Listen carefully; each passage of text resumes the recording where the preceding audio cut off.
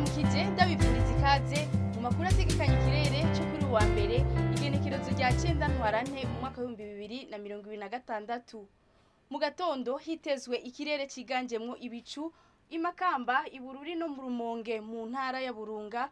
Mu bindi bice bisigaye vy'igihugu hitezwe ikirere cakamwe izuba hacemwe ibicu bike bike. Ahazoba hakanye gusumba ahandi ni mu Kayanza mu ntara ya Butanyerera aho ibipimo vy'ubushuhe bizoba biri kuri °C 13. Ku muhingamo hitezwe imvura mu ntara zose zigize igihugu cacu.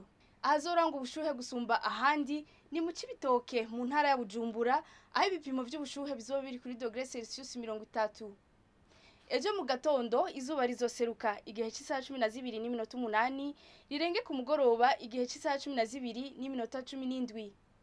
Amakuru ategekanye ikirere cyo kuri uwa mbere ningahagarukiye mwateguriwe n'ikigo Ijebu Belize Ngendakumana n'ijana yabashikirije mwakoze kuyakurikira.